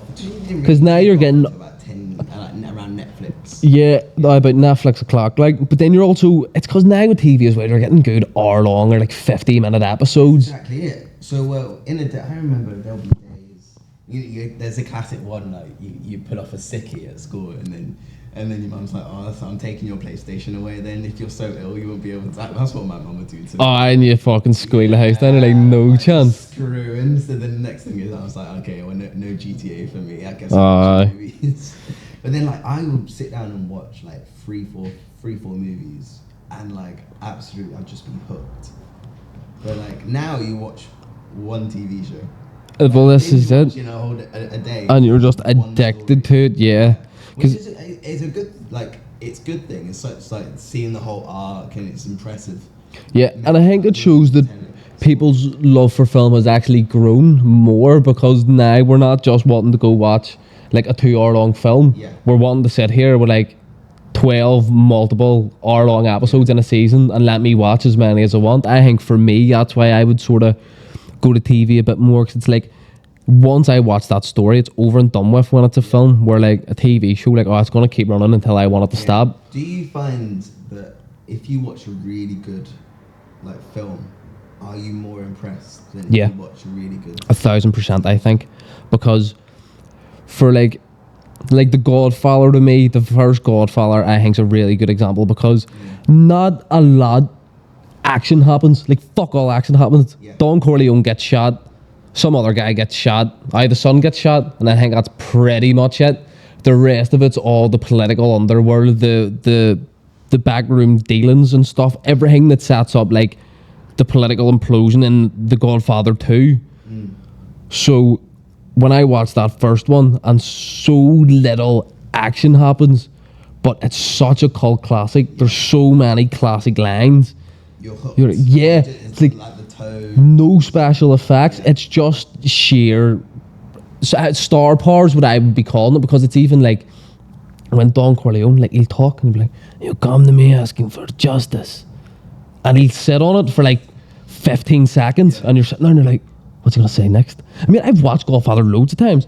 I watched the 3 of them because I hadn't watched the 3rd one. And the first one, I was sitting there and she was sitting beside me, the missus, and she was like, being like, you're getting really excited. Like, shit's going on, my legs going on. And I'm like, oh shit. And then like Fredo comes on the screen. You're like, fuck Fredo, fuck him. He's a prick. And she's like, you get really into this. And like, she was like, I thought you've watched this before. And you're like, no, I have, loads of times. Just still pisses me off. Yeah. Like, I think a film can draw you in a different way if it's done well. Nothing beats the classics for me, but I'm an old cinema type of guy, I think. Like Bloodsport. I love those really shit old films. Like Bloodsport, Jean-Claude Van Damme. Terrible acting in the film, start to finish. Terrible acting, like guilty pleasures though. Oh mate, you know terrible acting. I've spoken about Twilight, and I'm meant to be like the big TV film and TV person. And I'm here like, do you know what? Twilight is an absolute iconic show. But it really was, and that was a really big, grossing franchise as well. Like they made money off it. Yeah. But it's all about gaining people's attention within the first 5-10 minutes. Yeah. And then like coming up, building a whole arc. Like I need to want to know about this person's story, and then finding a good way to conclude it within 90 minutes. Yeah, you've 2 hours now. You get into 3-hour-long films, but and it's not easy to do. And it has to feel like when you watch film, it has to feel like you went on that journey of this has started. Oh shit, stuff's getting serious. Now's the climax of the film. You're like, right now I'm happy with the conclusion. Like to do all that in that shorter period of time, I do think it's a lot harder. And I think that's why when you get those cult classic movies, they really stick. You know what? Thinking about it now, I'm like, why do I love film? And I think every time I stick on a movie, my phone is down. Yeah. If I put a movie on, my phone is usually down and I'm like watching it. If I put on a TV show. Well, I'm really ADHD with films as well. So if I'm not really into the film, I'm playing a game on my phone or something and looking up now and again and catching the main plot. But yeah, with a good movie, I'll not touch my phone. Yeah. Or like, I usually like... You know you're watching. Yeah. Or if I'm watching a TV show and I want to go grab a coffee from the kitchen, I'll walk from the kitchen, from the living room to the kitchen, grab a coffee and come back down, it's still playing. Because I don't feel like I've missed that much. Where like, no, someone comes into the room, wants to say, like, ask me a question, I'm pausing that film and looking at you going, what's happening? That's it. Do you know what I mean? Yeah, it's a big difference. You're engrossed in a different way. Yeah, I'm watching Handmaid's Tale at the moment. It's supposed to be fucking mad. So it's one of the darkest shows, like, because easily. I wanted to watch it. I was like, this looks really like pushing the envelope. Looks like something that's gonna be like a cult classic in years to come. Searched it up on YouTube, watched a couple of clips, and I was like, nah.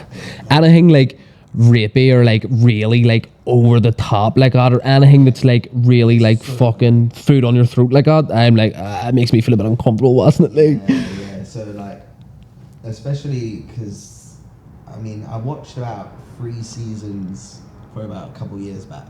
And yeah, I did like it. The reason I stopped was because it was so dark.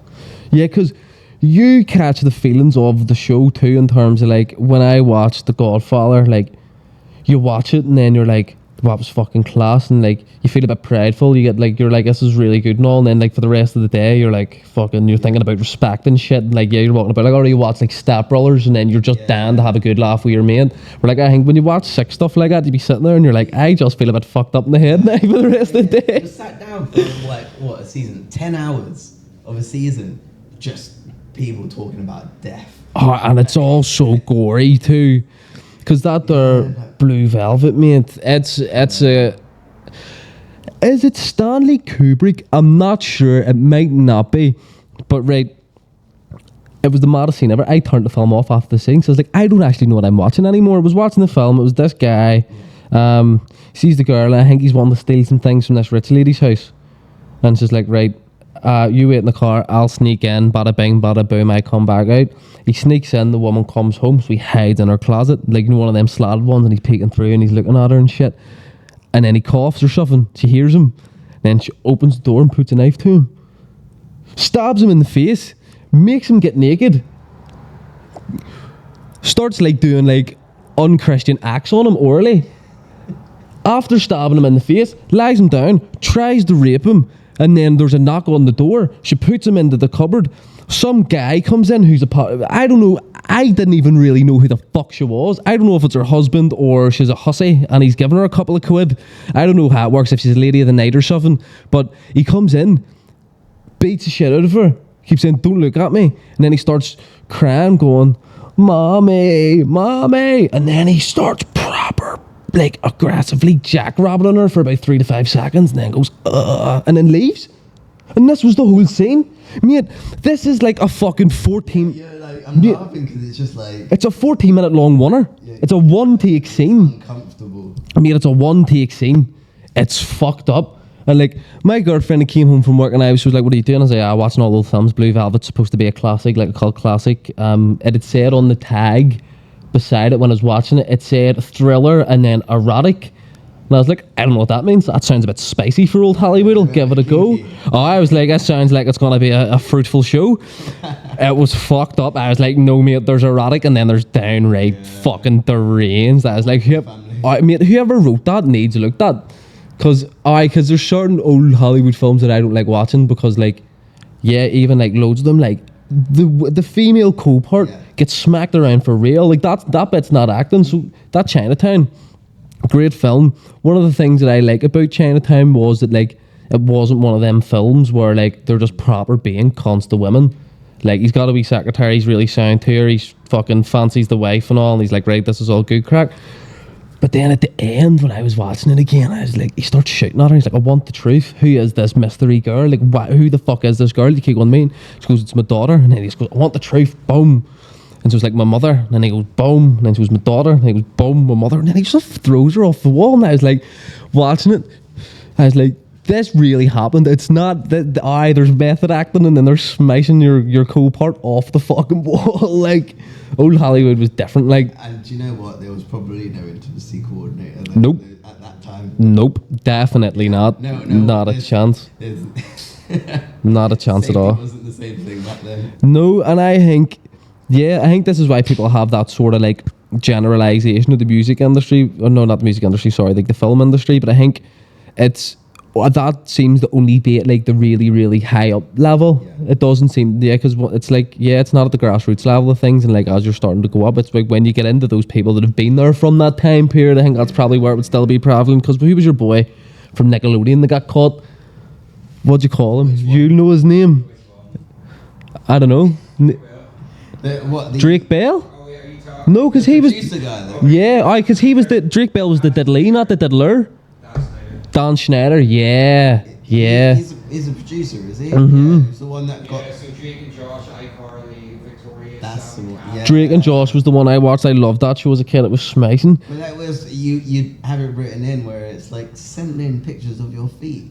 And it's just like... You're like... You watch Victoria's, there's so many scenes where those girls were depicting teenagers and they had doing so many weird things. So many weird things. You're 100% right. More absurd to make these behind the scenes and extra clips less weird, but they were still weird. You know what I mean? That's it. It was the behind the scenes stuff which was... Because I've always thought this, right? Because see this Nickelodeon thing with the dumb slime on people? Yes.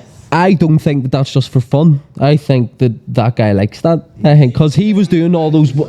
Yeah, because he was doing this... The feet stuff was common. And he was doing weird shit where there was one, I seen one, and I think it might have been from that show, because that was one Ariana Grande was in. There's one, she's like sitting there, like, it's like red sauce or something on her feet, and you're like, that's fucking weird. Yeah. Quentin Tarantino loves feet, to be fair. So he does, he's a foot guy. There's a scene in Victoria's where there's actually 4 guys, like literally all water pistols and water balloons soaking Ariana Grande, who's like minuscule, like height-wise in comparison to them. They're all just like soaking her, and it's like 30 seconds of just like... I used to always find it weird how in these Disney kid shows they always talk about wet t-shirt contests. There's like, oh, we're going to go have a wet t-shirt contest. Like, that's a bit mad. Because I don't think... So sus. But then, as well, because I actually got into an argument before with a really older posh lady. And she kept saying that fucking... She was like, your generation's the laziest generation we've ever had. You're a bunch of fucking mad bastards. And they just kept putting down fucking... I don't know what I am, Gen Z or Gen X or something. But whatever I am. They were putting that one. Yeah. They were putting us down. I was like, no.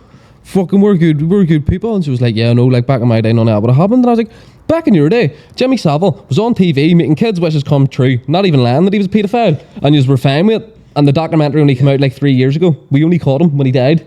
It's like, no, you just knew what he was doing. Like I think, the older generation, things were weird. Like, because I remember when I had this argumentative point, it was like, yeah, but times were different back then. And I was like, do you not see how you saying that's fucking mental though? Yeah. So it was like, oh, but like, yeah, it wouldn't be odd for when you would go see Santa and all, like Santa would kiss like the kid in the mouth and all, and you're like, but see, like, did you not think somewhere along the line that like maybe that random guy shouldn't be doing that? I actually, growing up, I'm starting to enjoy the Christmas dinners more. 100%. Why? It's like, because I'm out, because I've got younger brothers and sisters, so like, one being like 15, 16. Yeah. And then obviously you got your parents in like your 50s, and then I'm late 20s, so it's like the difference between us. I'll call out my mum, and every time my mum might say something, I'm like, "Oh, the boomers are up." Oh man. Boomers out. It's just funny. No, because I've noticed this, because I would call my missus a boomer joking about, because she's only a couple of years older than me, so she's really not a boomer, but I'll call her a boomer. There's a small amount of years between us, like, there's not even 10 years between us. I'll call her a boomer. But then, like, her son one day called me a Chad, and I didn't know what that meant. He said it joking about. Because I think I was only back from the gym or something, and I was talking about it, and he was joking about. I was like, oh, you're such a Chad. And then I googled it. Do you know what Chad is? Like a gym bro, Karen.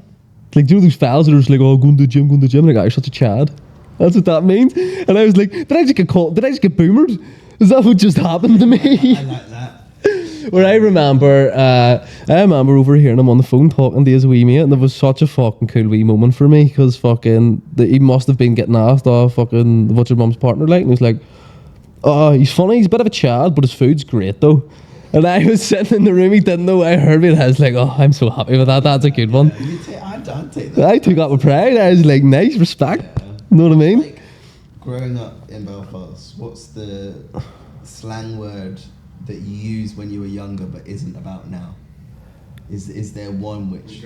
Beezer, do you say? Beezer, that's what a Beezer.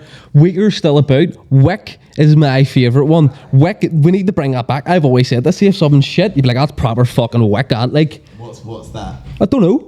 No one actually knows. I have no clue as to why. But wick means like, oh, terrible. I'm like, oh, that's wick. Yeah. That's wick. Or Beezer. Beezer would mean like class. Like if something's really good, you'd be like, oh, that tastes Beezer. He does. He says Beezer all the time. I like that. I know. I would use that the odd time. Like, see if something's really good, I'd be like, that's his Beezer as a Bacardi Breezer. Have you ever had a Bacardi Breezer? Oh, mate, go ask anyone from Belfast about a Bacardi Breezer, right? And they will tell you, like, mate, see when they stopped selling Bacardi Breezers here, I think I was about 10. Even I knew the fact that they took them off the shelves here was fucking ridiculous. Yeah.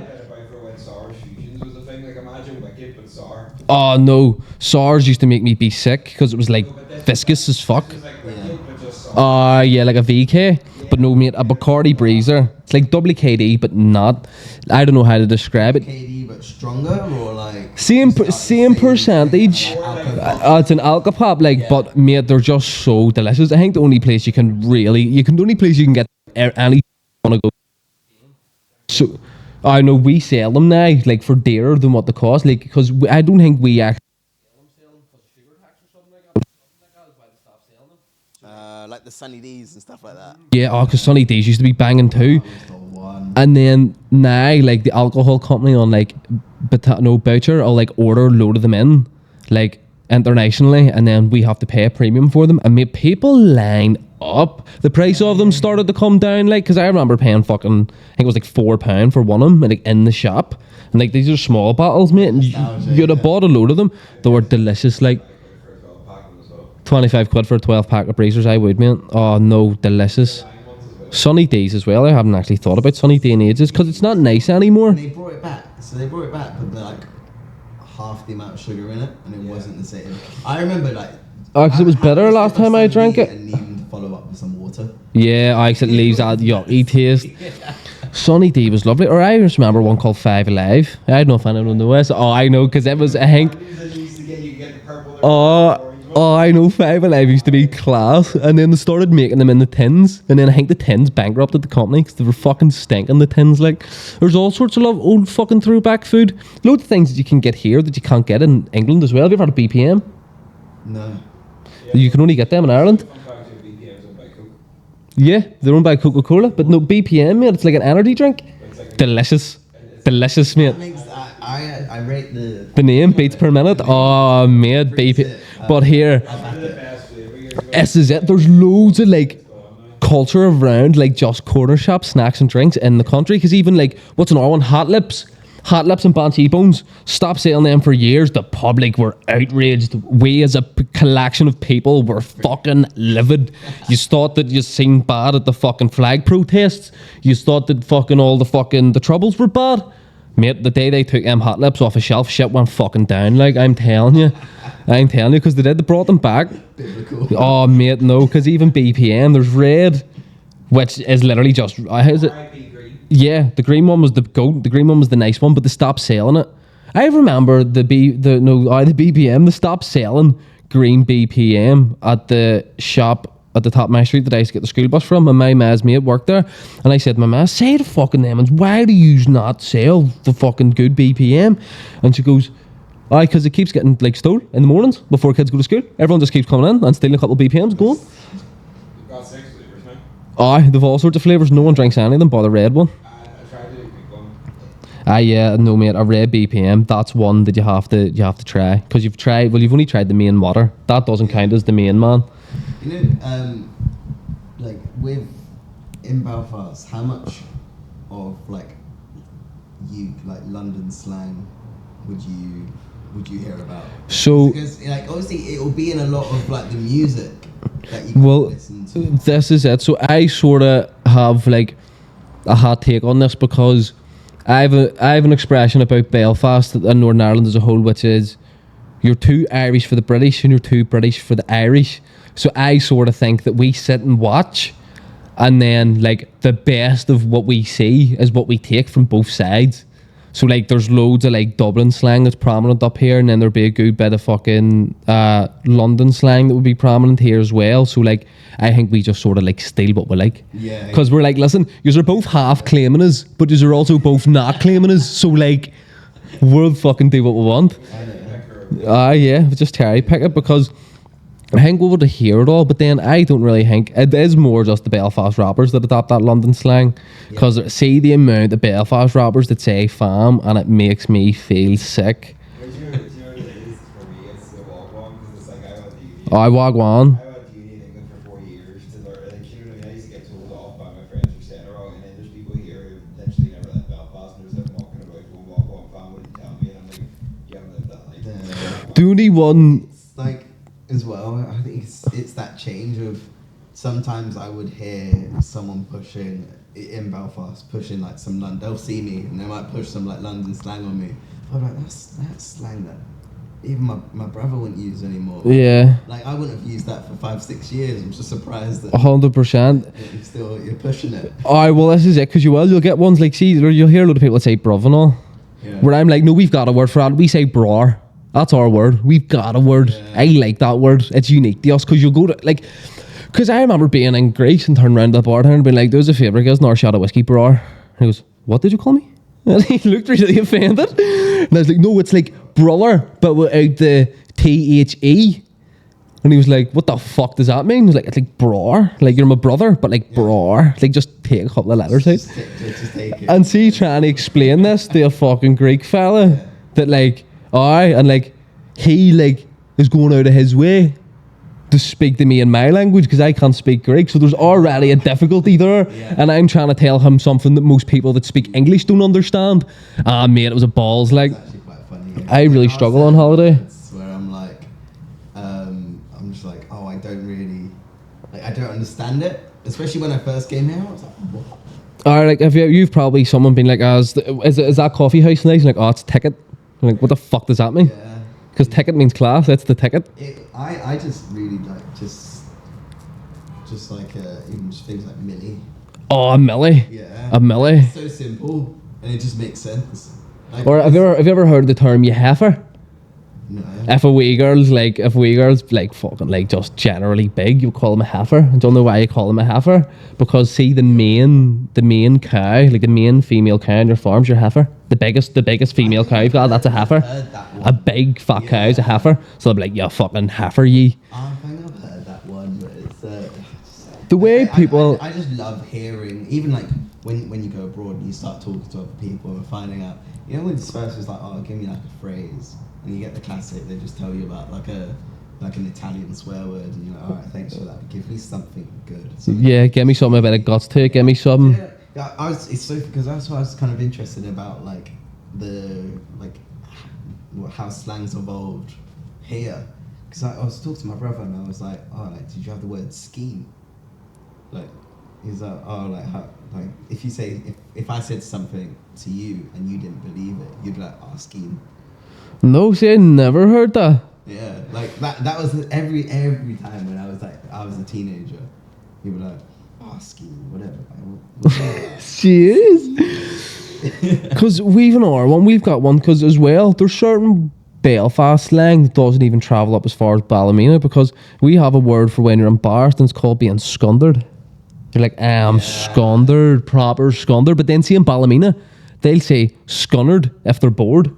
No, so like I dated a culture right from around those sticks, and then basically told me that scunnered means angry apparently. So then I started asking people from around there, and they're all saying that scunnered for them means angry, whereas for us it would mean like embarrassed. And See, and like she walk in the house like really pissed off, like, oh, I'm scunnered, I can't believe this, and I'd be like, well, and you're like, why? What happened? Did you like fall in front of a group of peers or something? and she's going, no, like I'm fuming, I'm angry. I'm like, oh. Because I was sitting with a girl from Ballymena. It was actually an ex-partner, my friend, and I was round their house for dinner and shit like that. And we were just all sitting there having a conversation. She goes, I'm scunnered, like. And we were like, what? It's just the three of us having dinner. And she goes, no, like, it means I'm bored.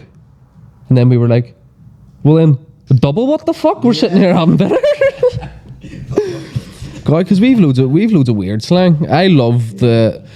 another thing that I think I would love to see portrayed properly on film is like the way a typical Belfast family argue with each other.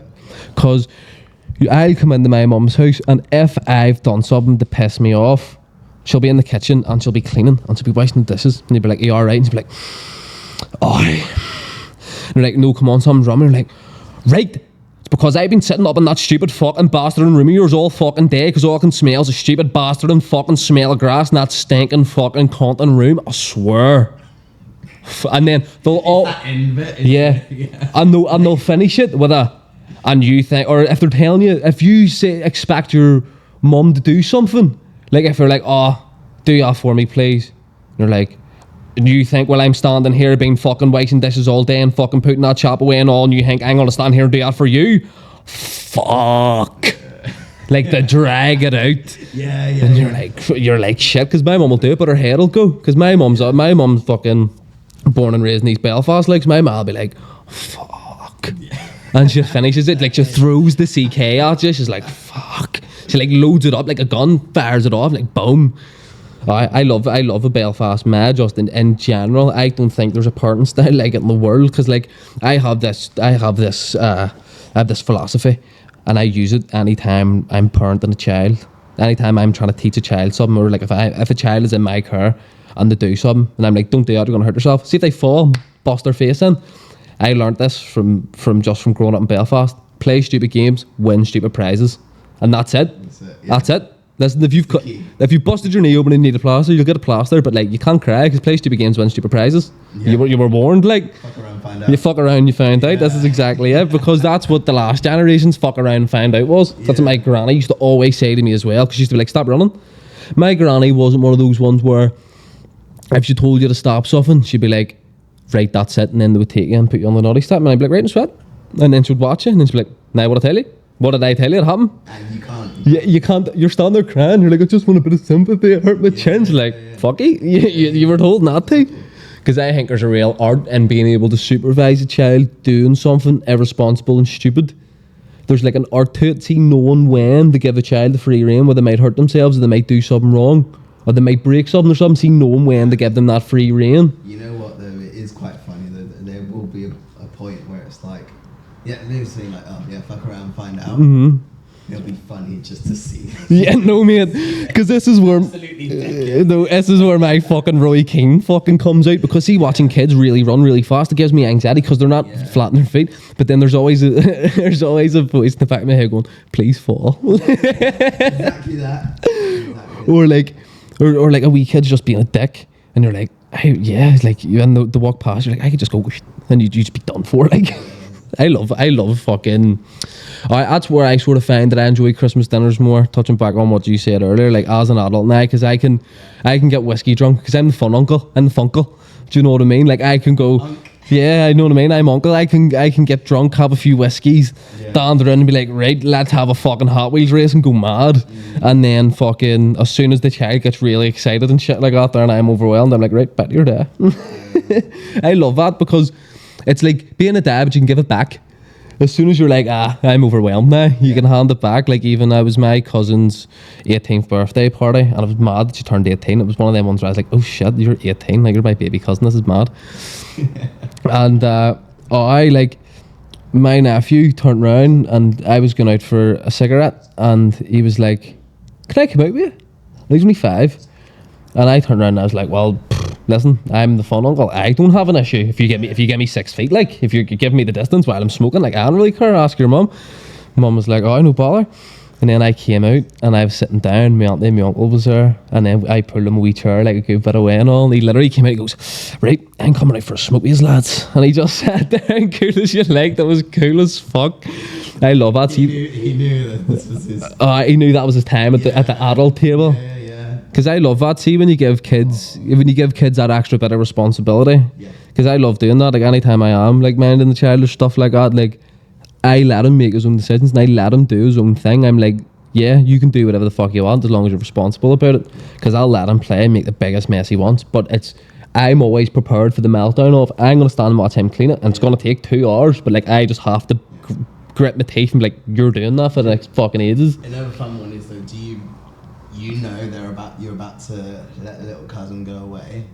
Just the kids there, load him up with sugar. 100%. Send them back every time. 100%. Like they leave you and they see you as the goat. 100%. Because I've got a strict rule. I've strict rule with my wee nephew because my brother and his girlfriend have just done such a good job of like just raising him so far. Like they've done such a good job. So like I'm not going to overstep on my uncle boundaries and do things that are going to affect his behaviour. But he loves cars and he loved playing like this wee like Paw Patrol racing game he had. And I was like, I'm going to work out a way for him to play GTA with me. I'm going to figure it out. Yeah. So the rules are, because I play GTA 4, don't play GTA 5. GTA 4 is the best one. But the rule is, he's not allowed to steal any cars. He's not allowed to run anyone over. He's just allowed to drive. Simply just drive. Okay. Oh, you're like stopping at the red lights as well. Yeah, he calls it he calls it the car game. He doesn't even know it's GTA. But then I left him on his own for about 15-20 minutes. And I came in. And he speaks with like he doesn't speak the way I speak. He speaks like a really like well spoken posh voice and all. And I came in and I was like, what's going on? He's like, Uncle Mikey, the police are chasing me and I just keep running them over and I think my car's on fire. And I looked at the screen, 6-star haunted level chaos going off, cars chasing them. I was like, I'm so proud of you, mate. Yeah.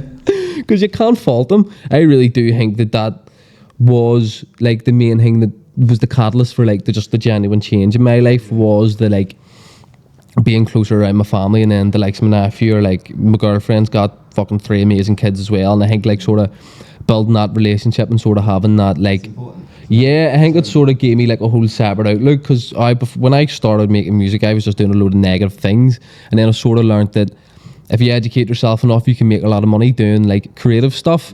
And then that's like me starting off community centre. Everything that I've built and all my experiences has come from being in a safe place. Yeah, 110%. And then I sort of had that thing where, just because of where I was coming from and where I was trying to go, I was sort of half in, half out, because I'm like, there's a safe space here, but like, I just don't feel like that safe space will follow me home. Like I feel like, because I'm doing this here and I'm doing this here, I'm going to come home from this here, and then it's like a reputation and then X, Y, and Z. And then it wasn't until Because I got in a couple bits of bother with the police and like near went to jail and all, and I was like, this is fucked up. And then was like, no, this is it. I'm not doing this no more. I'm gonna behave. I'm gonna change my life. I'm gonna like try and be a creative and stuff like that there. And I was going really well, but I just never been like, fuck it. I'm going 100% and not worrying about money, being happy enough with having no money. If I need to starve for a fucking year or two, I'll just do it. And I didn't make that change until I met my partner, and then it was like, you can't be with someone that's got children and be doing so many negative things. I either have my two options are I can like continue doing what I'm doing, be food in, food out, or like I can just give everything a good go. Yeah. And I was like, fuck it. And you seem like, every time I've seen you seem quite upbeat. You're always quite happy. You got a smile on your And face. that never used to be the case. That's only out of this whole. Speak about it. Like, It's only out of this new lease of life. That's like that side of you. I didn't know you then, but then like I know that's a completely different person to you. 1,000%, because even like me and my girlfriend haven't even been together like a couple of years, so we haven't, like, me and her haven't been together for that long, but like even she says the difference between you as a human then and me as a human now is just absolutely mad. And then even like my family and stuff, because I wouldn't often get invited to family events. I don't even think it was out of badness. I think it was just one of those things where like, I'm fucking not inviting him to the family event. And then like seeing it, seeing it's like, that's what's so important to me. I get to go to all of it, and I get to see all of it, and I get to do all of it. And like to me, like that's sort of what made that whole fucking change happen. And now I'm like, right, I've got this studio, and I've sort of like, don't get me wrong, I'm still kind of starving. I've figured out a way to make sure that I've got most of what I need and keep all this stuff running. So like I've came to that conclusion where I'm like, I've just sort of learned that like these like hedonistic pleasures of like quick money or like quick arousal, quick temptation, I've just sort of learned that like, yeah, that's good, but like, man, I had like any like hedonistic pleasure that I wanted at my fingertips. But like now that I couldn't fucking run across the road and fucking order the family a takeaway if I wanted to. But like, mate, I'm so much more happy in life, and it's reflecting in like my creative work, and like even just in terms of the fucking opportunities that have been coming my way, just out of like being that positive different guy. No, we're gonna cook something up. 100%, 100%, 100%. Watch out, bro. It was. Both of us. Oh, mate, definitely, because I'm kind of jumping through the hoops to try and get a project funded, but it's been a bit of a pause. I just don't really know what I'm doing, so I spoke to someone that I had done a project with before, and I got I think it's their fucking creative director or something like that there. I got his emailed him like, fuck. I was like, listen, mate, I need to steal like 15 minutes of your time. Got a phone call with him. I was on the phone with him for hours, just talking through my script, and he was like, mate, I love your script. I don't want to take it for our production company because like realistically, mate, to be honest, I want to see you go get that funded and go do that yourself, because like, yeah, you've pulled all this out of your arse basically, and you've no experience, but you've such a good script and such a good idea. Like, I want to see you go for it and do it yourself. So he says that I've been keeping in touch with him, and he sort of like helped me go. Keeps giving me homework though. Yeah, like mentoring. That's keeps giving me homework, because I think my script is like 18 or 19 pages. I was like, right, happy days. I thought that would be sweet for like 15 minutes of screen time, because I done that thing where you're like, well, here for fucking, people always be like, that third page will be roughly a minute. I was like, right, okay. But then he read it and he was like, see the amount of like direction and like all the different shot description that you've got in that, like that's really dropping that number from fucking a minute a page, like fucking 25-30 seconds. He's like, you're gonna need to like double that. I was like, shit. And that was like episode 1, and I was trying to do like an 8-episode series, and I was like, shit. So then I sort of was like, I think it's a bit safer to make that episode into a short film, use that short film to be like, this is the idea and concept. Yeah, 100%. That's the way to do it. Yeah, because I'm gonna have to head off. We've had fucking all sorts of good conversation. I'm happy enough to call it a day. Listen, I appreciate you coming on. So I do. I appreciate you just being so sound as always. If there's anything you want to plug or anything you want to shout out, now'd be the time to do it though. I don't have anything to plug, but it's because you're that big. It's because you're that big. Because it's all NDAs and secret stuff when you get to your level. Go and watch The Ex-Wife season 2 on Paramount. Boom. It was a great project, and then anyone, you can find me to reach out if you do have any random questions, because this is what I'm all about, especially like now. Yeah. Being in Belfast as well, I just want to like get people's voices out there and just motivate people. 110%. That's what the move is, and that's kind of what I've been about this year, just trying to connect people and bring people, get people's voices heard. 110%. This is a great medium as well. So, like, well done to you. Happy day. Well, I appreciate it. Thank you. Thank you for having me on, bro.